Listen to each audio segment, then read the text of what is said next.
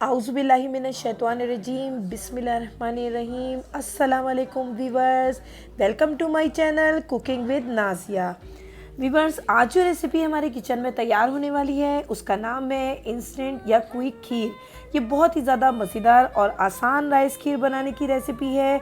तो फिर बिना टाइम वेस्ट किए चलते हैं वीवर्स रेसिपी की तरफ। इस क्विक खीर को बनाने के लिए हमें चाहिए फुल क्रीम मिल्क, और इसके लिए मैंने ऑल पर चूज़ किया है क्योंकि ये गाढ़ा भी है और इसकी स्वीट डिश बहुत ही क्रीमी और जल्द तैयार हो जाती है। तो व्यूअर्स, मैंने 1.5 लीटर मिल्क पैन में निकाल लिया है और इसे मीडियम हाई फ्लेम पे गर्म होने के लिए चूल्हे पे रख दिया है। व्यूअर्स, यहाँ मैंने चावल ले लिए हैं हाफ कप या 150 ग्राम, और इसे 3 से 4 पानी में अच्छी तरह से धो के पानी में 1 घंटा पहले भिगो दिया था।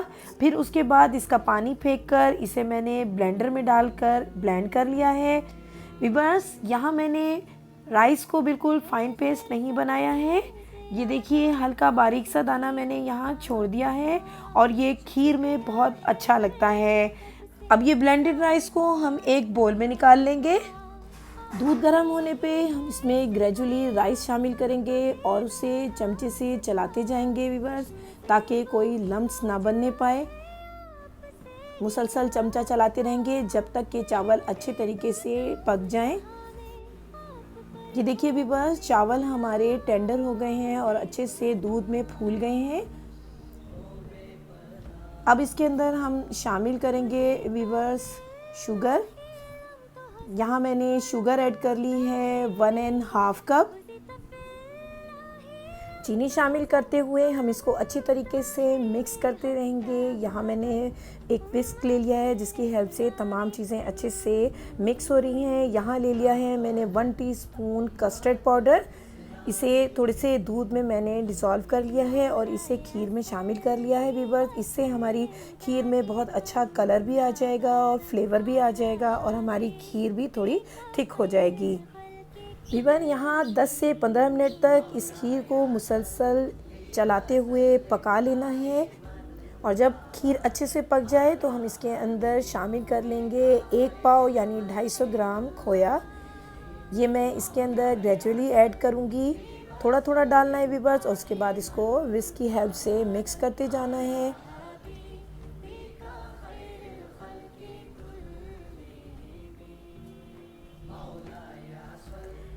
खीर को इसी तरह 10 से 15 मिनट मज़ीद पका लेना है व्यूअर्स, क्योंकि खीर जितनी ज़्यादा पकेगी उतनी ही ज़्यादा मज़ेदार और लजीज बनेगी। खीर का उसूल है व्यूअर्स कि इसको मुसलसल खड़े होकर चलाते रहना है, वरना खीर नीचे लगने का अंदेशा होता है। ये देखिए, हमारी खीर जो है वो कितने अच्छे तरीके से थिक हो गई है, गाढ़ी हो गई है, और हम इसको चेक कर रहे हैं एक प्लेट पे निकाल के व्यूअर्स। हम यहाँ देखेंगे कि खीर प्लेट में अगर जम रही है अच्छे से, ये देखिए ये रुक गई है, प्लेट के ऊपर जम गई है, तो इसका मतलब है कि हमारी खीर जो है वो रेडी हो चुकी है। खीर तैयार होने पे व्यूअर्स, यहाँ हम 1 से 2 अदद इलायची के बीज निकाल के उन्हें क्रश करके इसमें शामिल कर लेंगे और अच्छे से मिक्स कर लेंगे। यहाँ खीर में इस वक्त हम ड्राई नट्स शामिल कर लेंगे। आप चाहिए तो पिसा हुआ नारियल, किशमिश, बादाम, जो भी ड्राई फ्रूट आपको पसंद है आप ऐड कर लें व्यूअर्स। मैं सिर्फ पिस्ते शामिल कर रही हूँ। इसको अच्छे से मिक्स करके सबसे लास्ट में मैंने शामिल किया है 1 टीस्पून केवड़ा एसेंस, और इसे शामिल करने के बाद अच्छे से मिक्स किया है और फिर इसका लिड कवर कर दिया है। और फिर व्यूअर्स, हम 10 मिनट के बाद अपनी खीर को डिश आउट कर लेंगे।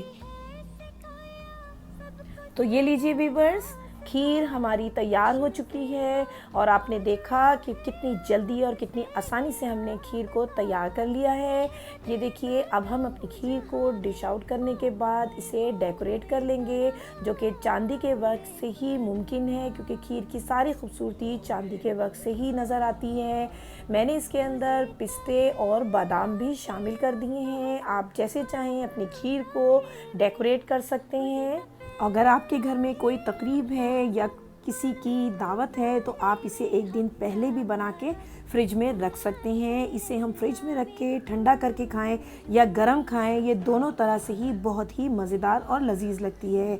व्यूअर्स, ये खीर बच्चों को बहुत ही ज़्यादा पसंद आती है, ख़ास तौर पे ये चांदी के वक्त, जिन्हें मेरे बच्चों ने ये देखते ही कहा कि आपने जो फॉइल पेपर ऊपर लगाया है वो ज़रूर हमें खाने के लिए दीजिएगा, क्योंकि बच्चों के लिए ये चीज़ बिल्कुल नहीं है और इनका इस्तेमाल वैसे भी बहुत कम रह गया है।